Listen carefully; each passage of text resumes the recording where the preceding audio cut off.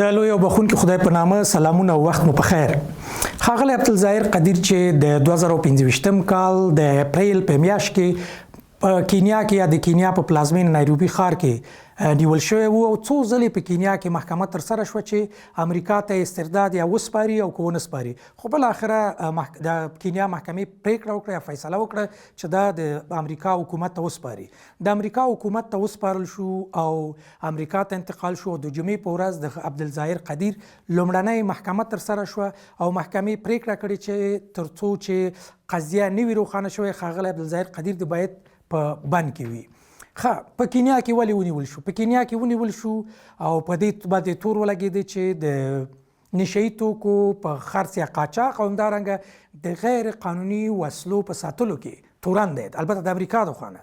اوس د امریکا عدلی وزارت هم په ده باندې تورونه وارد کړي او ویلي دي چې ښاغلی عبدالظاهر قدیر په کینیا کې 2 کیلو نشه یي توکي پلورلې چې نیول شوی دی، چې دوی په هغه کس چې دنه نشه یي توکي اخیستي هغه د دوی د ادارو کسو. او بله خبره دا کړې ده چې د غیر قانوني وسلو ساتلو کې هم تورن دی. خو د ښاغلي عبدالظاهر قدیر کورنۍ او همدارنګه مدافع وکیلان یا دته چې نږدې کسان دي، دوی دا خبره کوي چې ظاهر قدیر خو اول قاچاقبر نه دی او بیا د 2 کیلو موادو د پیر او پلور سړی نه دی. بله خبره دا ده چې د غیر قانوني وسلو مسله ده. نو زه هم په دې باندې نه پوهېږم چې امریکا د کومو غیر قانوني وسلو د ساتلو خبره کوي. که هدف یې د جمهوریت په وخت کې د افغانستان اساسي قانون وي، نو هغه د افغانستان قانون و چې اوس ملغا دی، جمهوریت ړنګ شوی دی، نشته. او که هدف د امریکا قانون وي، نو د امریکا کې خو ښاغلی ظاهر قدیر اوس انتقال شوی دی او په امریکا کې وسله نه ده ساتلې یا په چا په امریکا کې وسله نه ده خرڅه کړې.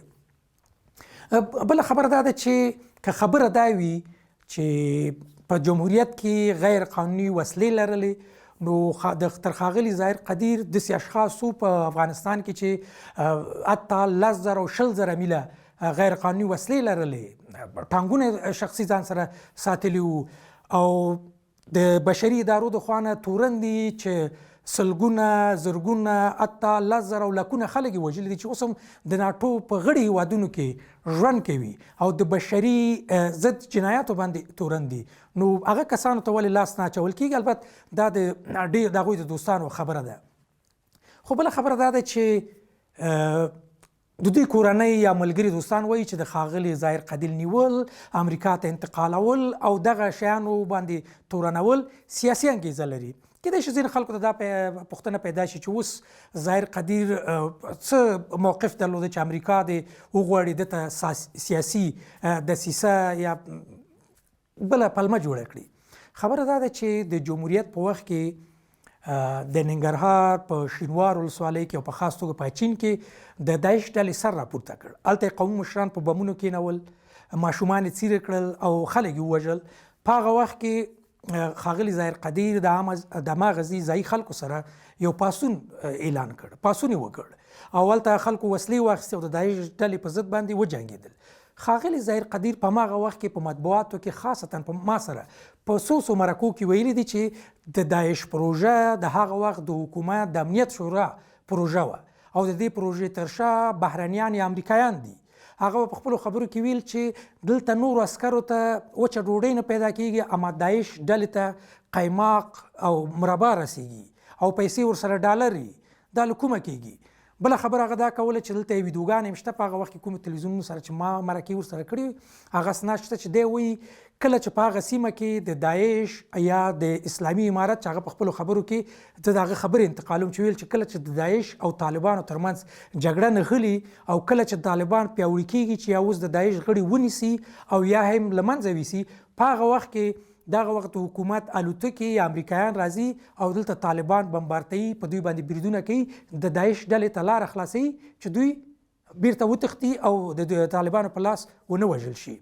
نو ډېر خلک داسې ګمان کوي، د کورنۍ هم دا خبره کوي چې هماغه درېدل د داعش په مقابل کې هماغه څرګندونې امریکا اوس غواړي چې په یو نوم باندې دته جزا ورکړي، ځکه د دې د پروژې مخه یې ونیوله. ځکه داعش پروژې یوازې د افغانستان دپاره نه وه، د دوی په وینا چې داعش پروژه د منځني اسیا، روسیې، چین، ایران او نورو هیوادونو لپاره وو. نو دې هغه پروژه ناکامه کړه او په زغرده ودرېد. خپله ظاهر قدیر ویل چې د دې پروژې وړاندیز اول ماته شو، خو ما ویل په ځواب کې ویل چې اول خو زه د دې پروژې مشري نه منم، دا کار نه کوم، او بله خبره دا ده چې زه یې مخه نیسم او اجازه نه ورکوم چې دا کار څوک عملي کړي.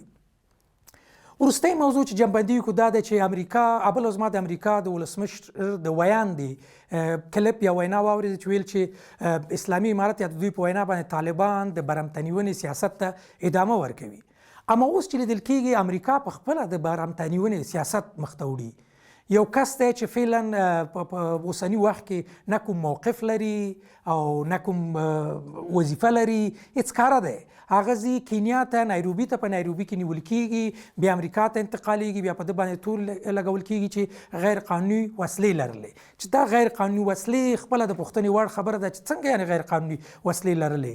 نو خبره دا ده چې امریکا هم اوس د برمتنیونې سیاست ته فکر کومه چې دوام ورکوي، خو دا وروسته معلومه شي چې امریکا د ظاهر قدیر نه څه غواړي او په محکمه کې دا 2 کیلو نشهیي توکي یا د غیر قانوني وسلو ساتلو موضوع څه ډول ثابتوي. تر بیا د خدای په امان.